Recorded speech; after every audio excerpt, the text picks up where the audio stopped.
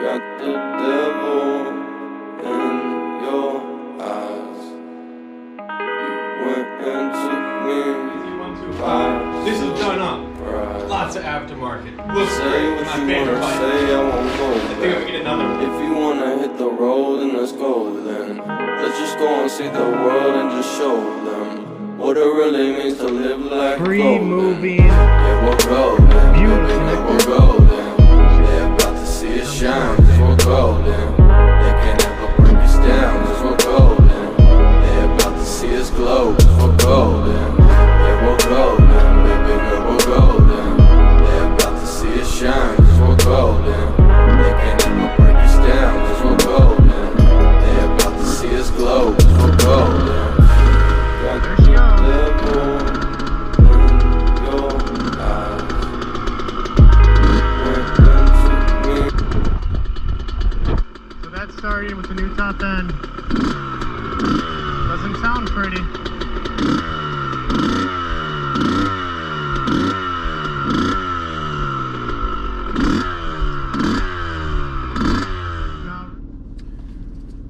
Hello. Today we're going to be doing the top end on my my 2019 YZ125. It's about due, you know, because it starts really easy. Like, you can start it with your hand when you should be able to do it with, like, it's a kickstart, so with your feet. So I did check it about 10 hours ago and the piston was fine. So but I rang it out pretty good in first gear in a couple of races, and I kind of used my clutch a little bit, or a lot, and I wore down the plates, brand new plates, in like one race. So it's a good time to check top end. It might be due. It's a pretty easy job. I'm eating my Lunchables for lunch right now, and then I'm gonna start working on the bike. This is the new piston we're putting in today. It's a Wiseco. Think I'm saying it right. We got a new I don't know what it's called, a wrist pin, I don't know, but we're gonna put a new one in because why not. And then we got a new ring for the top, and then I'll show you the piston we're gonna put in. Make sure she came undamaged, ready to go. She looks good, she'll be fine. We'll put it in, and I'll try to, it's a pretty easy job. The reason why I figured I'd make a video of this is because if you're gonna be running a small bore bike, this is something you're gonna have to do a lot. Especially if you're racing in C class, like maybe once a year you're doing top end. In B class, I think I'm doing 3 top ends a year right now. And then the AA guys, I'm not AA, so I can't really speak for them, but one guy who used to run a YZ125, he said he would do his top end every 15 hours. So it's something good to learn, because if you drop your bike off at a dealership, they might mess your engine up. You know, maybe they have a new guy working there, and they're also gonna whack you like $500 or $1,000 labor, and then your bike could be sitting there for 8 weeks. You know, what if they're mad at you, or whatever's going on there, they lose labor, they can't get you in, and the bike sits there for 8 weeks, and you're out half the season when you're trying to race. Or you know, if I'm from up north right now, I live in Connecticut, and our riding season up here is very short. I think it's like, you know, the good weather is like May through September, and the rest is pretty rainy and snowy. So if you're out for 8 weeks during your riding season, it's really gonna put you out, and that's not something you want to do. So it's a great thing to learn if you're gonna be riding a small bore engine, because you're gonna, when you get faster, you wear your top end a lot quicker. So your top end and your clutch plates are like your #1 wear item on this bike, on a 125. It's pretty easy. I mean, and don't be too scared of it. Like, you don't want to get any dirt in that engine. You want to wash your bike before you do it. But to put it in perspective, I was doing a job where we had to move a lot of concrete up and down a hill, and we had a two-stroke 250 four-wheeler. It was an older one, and it blew a top end in a puddle.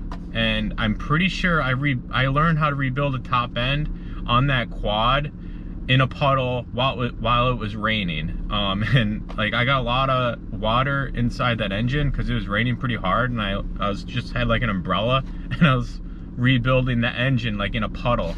But that quad is a Polaris 6x6 or something like that. It was really loud, had a lot of power. But anyways, I rebuilt that in a puddle, and I didn't really care about it, and I'm pretty sure we got some dirt and whatnot in the engine, and it still worked for about 6 more months. But then the exhaust fell off, and I ran into another, I got water in the engine, and so I had to rebuild the top end again on that. But anyways, it's pretty easy. The number one thing, you just want to be careful, and it's one of those jobs where you don't want to do it the day before a race. You're going to want to do it when you have a couple weeks off of your race, because it's something that can, if you mess up or it's a bigger job than you thought it would, like let's say you take out your piston out of your engine and the cylinder might be real scorn. You might have to get it scorn, it's like scratched. You might have to get it take it to like a machinist guy and you'll polish it. If it's really bad, you might just have to buy a new cylinder. I ride Yamaha. Great thing about Yamaha is parts availability is like no other. I can get a new cylinder like tomorrow. I'm pretty sure like a shop nearby in New Haven called Libby's, New Haven, Connecticut. I'm pretty sure they have a new cylinder in stock. But yeah, so this is my little talking before we start the project. And what you're gonna need is an 8mm, 10mm, a 12mm. You're gonna need some more coolant, because you are gonna lose a little coolant when you take off the cylinder head. And you're gonna want wrenches, like the little hand wrenches, and you're gonna want a socket. And then if you get an extension for your socket for the 8mm, 10, and a 12mm, it helps a little bit having the extension on it. I'm probably forgetting something. I'm not going to show the whole top end rebuild. I'll try to like just show little parts, and because it's pretty straightforward, you know, watch my video and then watch like 2 other videos. Some guys are very particular, they have to get it done perfect or the engine's gonna blow up.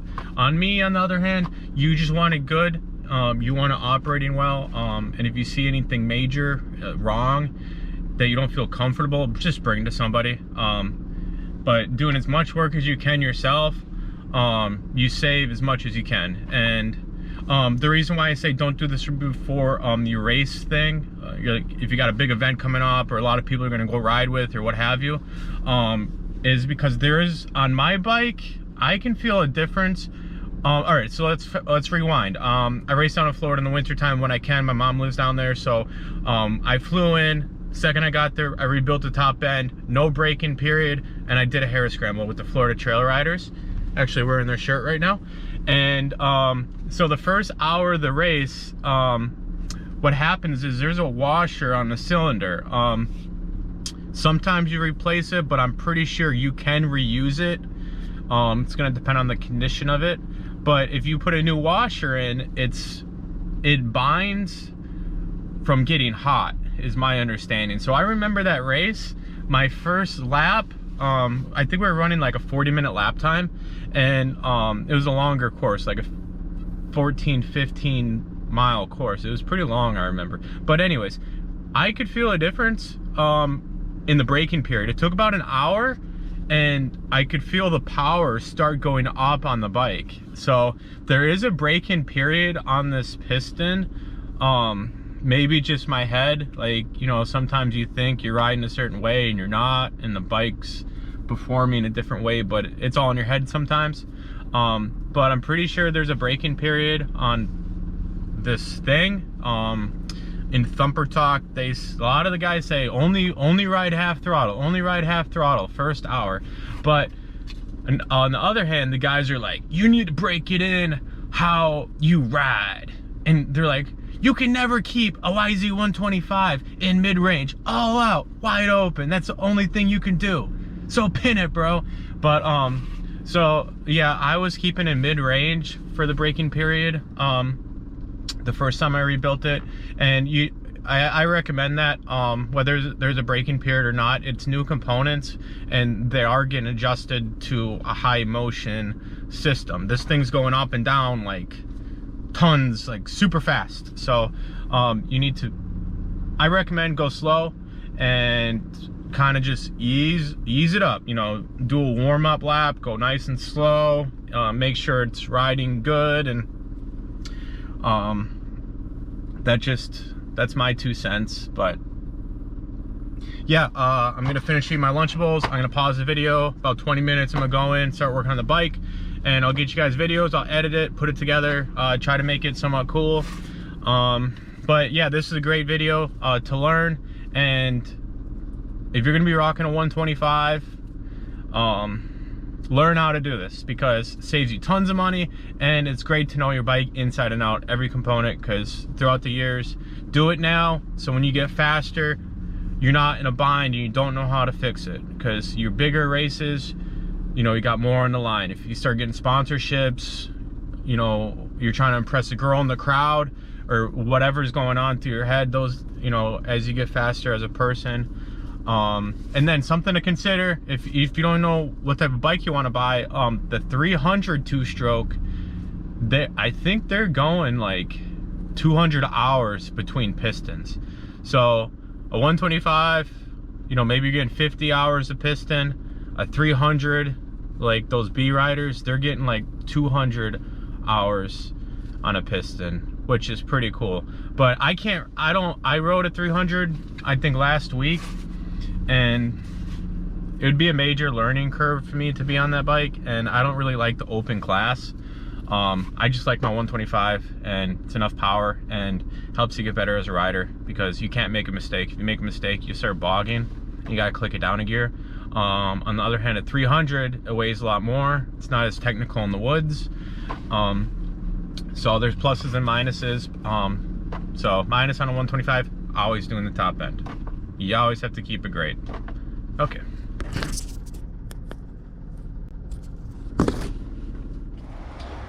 Okay. Here we are. The YZ125. This is done up. Lots of aftermarket. Looks great. My favorite bike. I think I'm gonna get another one. Okay, so we're gonna get started. What do we need to do? We gotta take the seat off. We gotta take the shrouds off. The plastics, and then we're gonna take the gas tank off. And you can actually do this top end without removing the radiators, which is really cool. But there's bolts. You loosen up the radiators, you can slide this top off, this whole piece right here, and get her done. So now the one thing, if you just bought a used bike and you're like, oh God, is it clapped? And he's gonna say, if you buy a used bike, even if it's 6 months old, he's gonna say, dude, I just put a top end in it. That's what he's gonna say to you, guarantee it. They always say that. So maybe he did, maybe he didn't. So how do we check that without doing a whole rebuild? Wanna know what you do? My buddy Josh, A Open, he's out. He rides A Open J-Day and Netra. He's out right now in the injury with the shoulder. I hope he gets back soon. Anyways, so you take your expansion chamber off, your muffler. It's 2 springs. And then on the back side over here, it's 1 bolt. Slides off. And then you reach around, take your kickstart, and you put the cylinder to the bottom.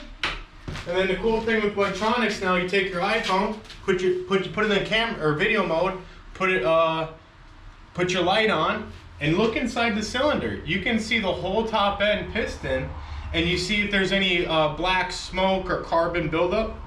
You check the rings, you can see if there's blow-by. Blow-by is basically when you just have some carbon buildup below the rings. And then on the top, so carbon buildup, it just looks like a little bit of oil, a little black soot, right?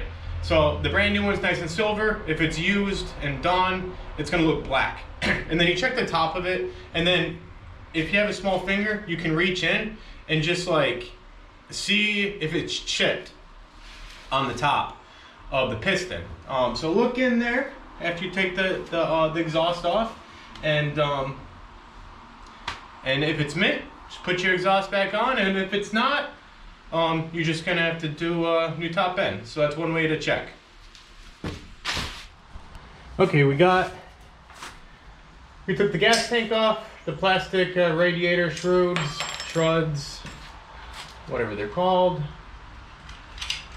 And so this is a little tool that I wanted to show you guys.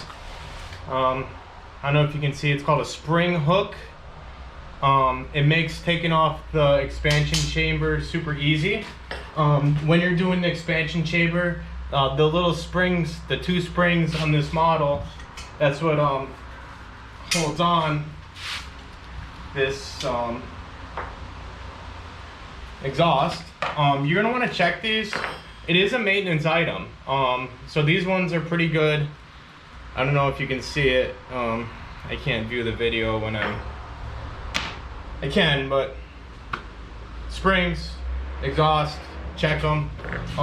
So I did order, you can get nice ones that are like chromed out, you know, they look a little better. And I did buy them, and Rocky Mountain, don't quote me on it if it was Rocky Mountain or not, it was one of the big ones. They sent me the wrong ones, and the new ones were just a little bit smaller. So when I was putting them on, what happened was, I'm like, wow, my old ones are really stretched. So the new ones, I was like, wow, they were really due. But anyways, when I was putting it on, got the next one off. When I was putting it on, it was so tight, and I was putting so much pressure on it that it actually ripped the holding bolt off my cylinder. Luckily, I know a great aluminum welder in town. He was able to do it in about an hour, and he whacked me like 30 bucks to fix it. But that little mistake, putting on the wrong size springs, this cylinder, 500 bucks. And I had a race coming up. So, and I would have to overnight it. So with overnight shipping, because I really needed it, it was gonna be like $600. So I was really happy and thankful I was able to get it fast. But just be mindful that order the right size springs, or if you do order them, make sure that they're the right size springs, because that was a big mistake. I think I swore a couple times when that happened. So this pipe, it's pretty sure it's like 3 volts. Should be off. So this is 2 bolts. Got a bolt right here, a bolt right here. Then this holds on by two springs. And then when I put on a new expansion chamber, I do put in some high temp RTV. It does come with gaskets in here, or you can reuse your old ones. But a guy I was watching on YouTube, he recommended to put new RTV in it.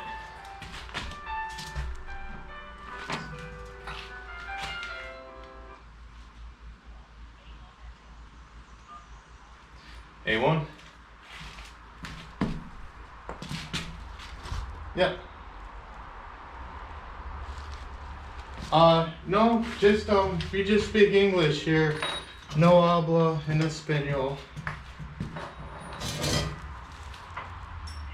Yeah, no problem. Bye. Sorry, I'm still working. I mean, I speak a little Spanish, but not enough to, not fluent. I can't answer her questions for the business. But her relative will call me back. Hopefully we can make that sale happen. But anyways, All right, so now it's got a 12 mil, a 12 mil, a 12 mil, and then we'll take off the 4 and it should slide right out. We'll take the spark plug out, and let me move this over here. Yeah, so next we have the seat off, the gas tank off, radiator shrouds, the shrouds. Really got to get up to date with all this lingo and stuff, but we're gonna take this bracket off. This is what holds on your top from the vibrations, and then you got these little, see right here, you got 4 of those, and then on this side, right over here, this is your power valve cover. I'm pretty sure 1, 2, 3. These are 3 8mm, and then you're gonna take your sparky pluggy out. Got to take that out. You might be able to leave it in there, but we're gonna take it out. And then this clamp, this is your coolant. So you're gonna take this off, you're gonna take this hose, bring this hose up here, and you're gonna bring this hose up here, because if you bring it above this fill line, it won't leak everywhere.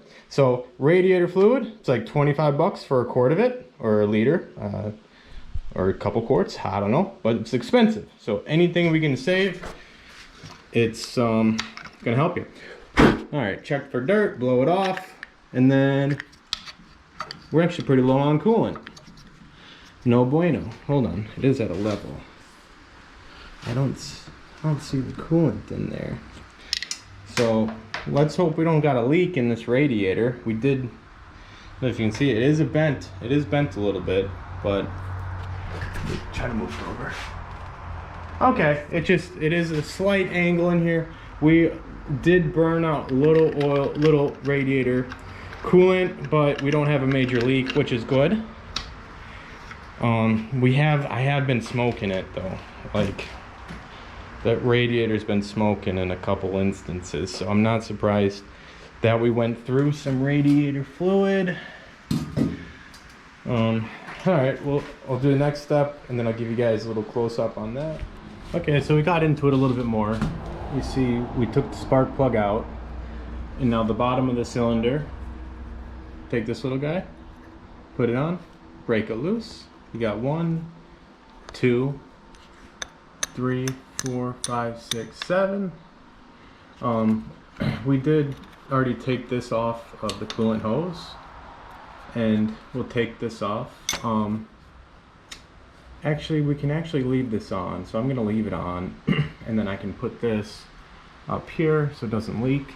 And so one of the videos I watched, the guy said you had to take these radiators off, which you probably should. However, the last time I did them, I take off the 3 bolts that hold them on. There's one right here, and then see if you can see them. See those? One right up there, and then you have one right there. Total of 3 bolts, and this is all the play you really need. See that? Or, see how it's loose? You got both of them loose now. That's the only play. That's just a bolt. That's no biggie. That's all the play you need to get it by. However, I did recently just put on these new aftermarket radiator guards, and I'm really hoping that I can still slide it up, because that was freaking huge. And they're really heavy duty. Like, I'm pretty confident to hit, like, wedge a stick into them and they'll protect my radiator guard. But on the downside, they were not easy to install, these aftermarket guards, and I really don't want to do it again. So you have this guy right here, this guy right here, the 7 on top. I use the ratcheting one for these because it's safer and you can get better leverage. And then you have one right here, and then right in this power valve cover, 1, 2, 3, you have one right there, your 4th one. So I'll show inside that power valve cover thing. Might not even be called a power valve. I just know how to do the job. Okay, got the AT81EX on there. The M59 front. These are some of my oldies. my backup fender. Broke mine another day. It's my favorite tire right now. It's the Kenda Ibex. Oh, she's a beaut. I like her. But anyways, so we got the top off. Look at that. It's actually in pretty good condition. Bring her up just a little more. Very little carbon buildup. Honestly, I don't need to replace it, but I'm going to because I got some good life out of it. So it's about that time. And so this is, I took this bracket off that was covering this piece right here. So you got one 8mm and 8mm. 8mm, this bracket comes off. There is a gasket, washer, metal thing in here. And then it's an 8mm right here. This takes off. This is a 12mm. So when you're taking this piece off right here, I usually put a screwdriver or a wedge in here because this is a very fine metal and it really can't take too much pressure. So I put something up here while I'm putting the ratchet on that. Just so you don't want this to move. So put something to stop this and then put it down here a little bit out of the way because this part, this cylinder is going to slide up. And don't forget the little power valve. And all these parts are hand tight and a little more. If you want to get really into it, check the spec. But this is all fine aluminum, so less is more. If you over tighten it, you're gonna strip it, and if you do that, gonna make your job a whole lot worse. So the rule of thumb is go tight till it's hand tight, and then just a little more. That's what I do. I know this bike, know how tight to go, so I go tight and a little more.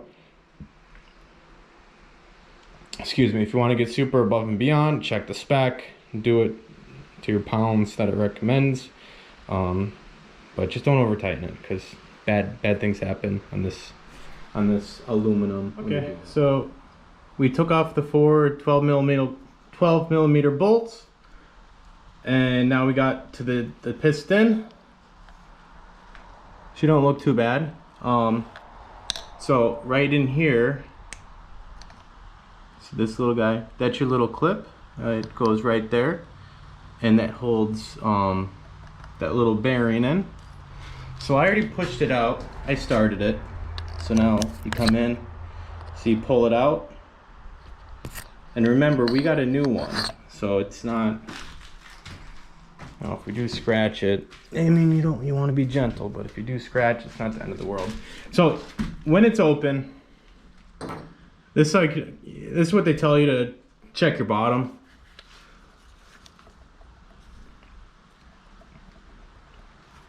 Move it side to side a little bit. Move it up and down.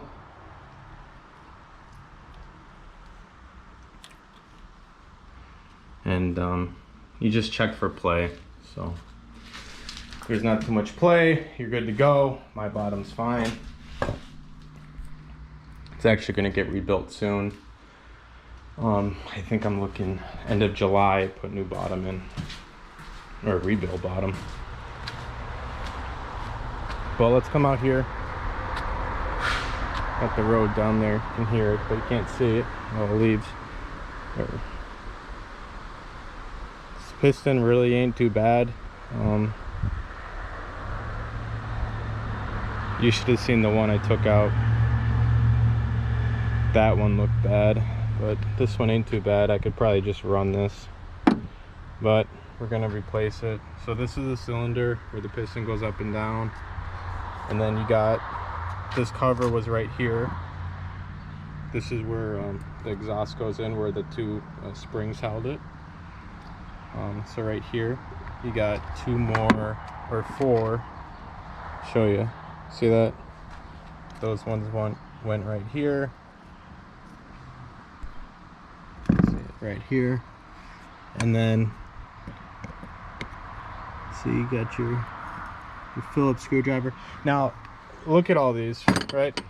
Check these out. You see all these? You put the wrong size on this, See that? Right there. A little bit of play on it. You put the wrong size Phillips on that, you strip these bolts. Don't do that. Just test it. Make sure it's firm. It's sliding in all the way. Good grip on it. If you strip the first one, just make sure not to strip all the four ones, all the other ones. And so what I do is I take this contact cleaner, and you gotta let a splooge build up. You see that splooge build up? All right, so what I do,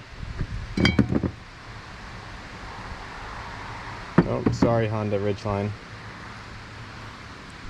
I know it's not the spec, but what I do is I just spray it with the carb cleaner really good.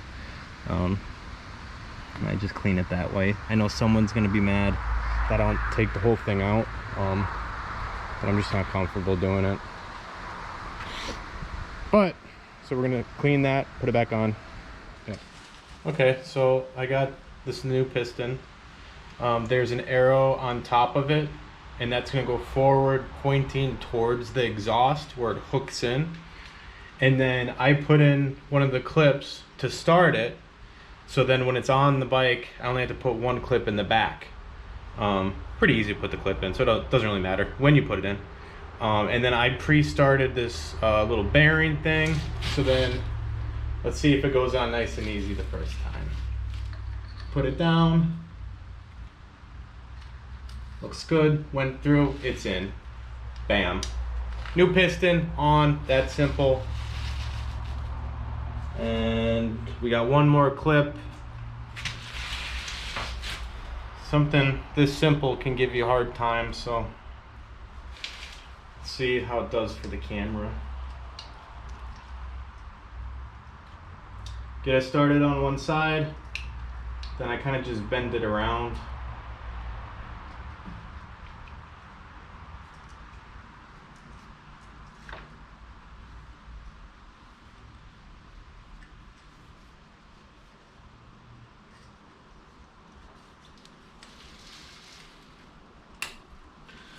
And voila, she is in. Now you're just gonna want to check it on both sides. Make sure that clip is in. The only thing that I'm kind of angry, I'm not angry, but I'm disappointed in myself. There's a bearing in there, in between the piston and the crank thing that goes up and down, and I forgot to order a new bearing this time. It's not like a game changer. It's not the biggest issue. There's so much more we could be worried about in life, but when you're doing this job, you might as well put a new bearing in there. You know, the whole engine is dismantled. It's a great time to do it, but forgot to order it. But I greased it. It's mint. It's beautiful. It is brand new. I just replaced it last time I did the last top. But yeah, I guess she was due. She was getting there. The ring is still good. But yeah, so we're pretty much done. Bring some more of this carbon cleaner or contact cleaner just in case we need it. Something to think about. There's two, see, one, two. There's two washers on that. So I'm gonna clean it up, but you don't wanna, if you crack those washers, you're gonna be leaking and you're gonna lose compression, you're gonna lose power. So those little rubber things, you're gonna wanna inspect them. They're finicky. Like you'll get a little, you can just get a crack in them and you don't wanna crack them. But I'm gonna put the cylinder back on. Put the head back on. I think we should have a little bit more than a half tank of radiator fluid.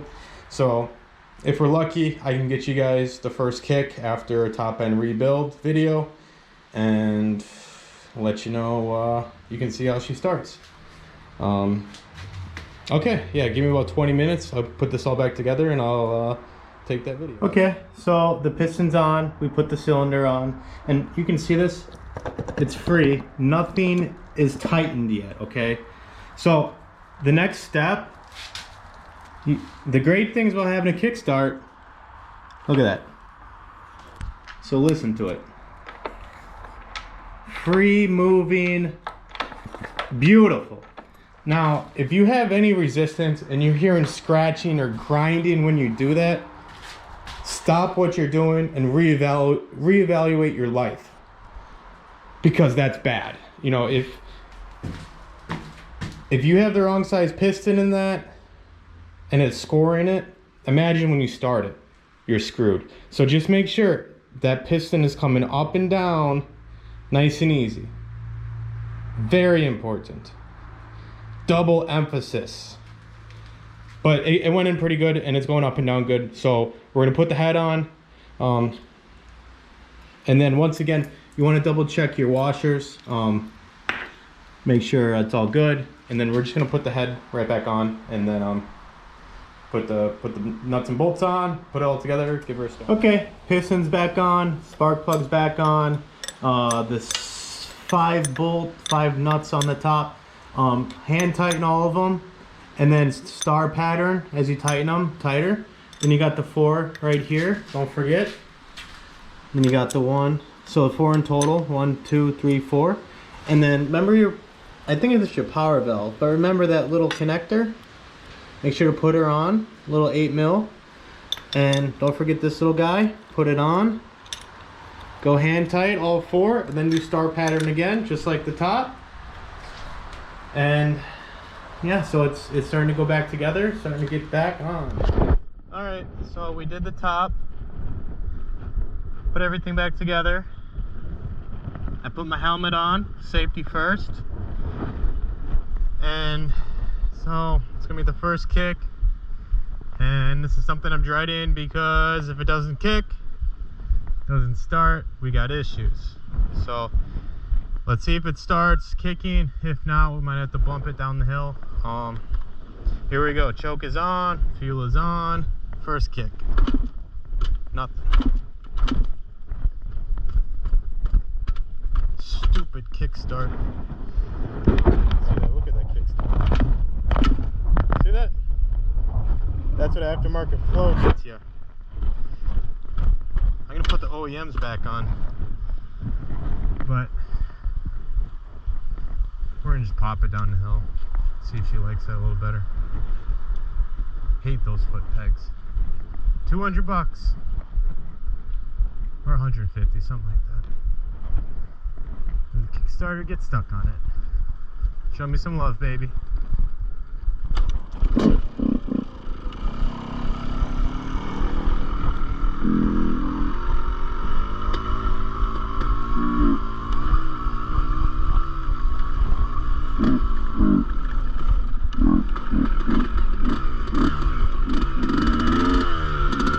There she goes.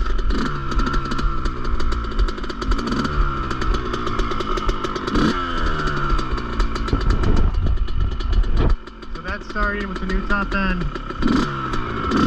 Doesn't sound pretty.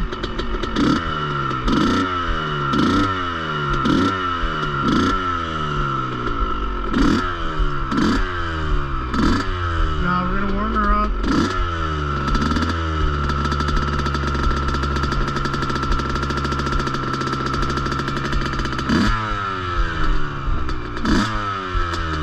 Gotta remember, we're low on radiator fluid. We didn't top it off. Probably about half full.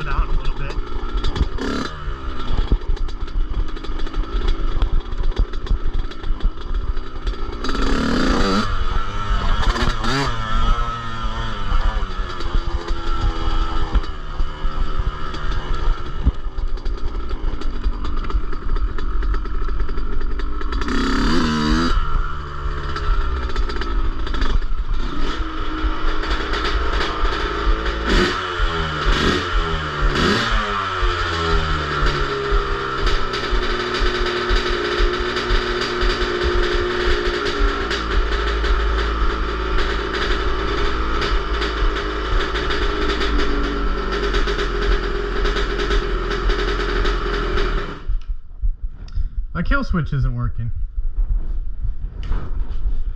Just to plug the ground probably, but yeah, she runs. That's good.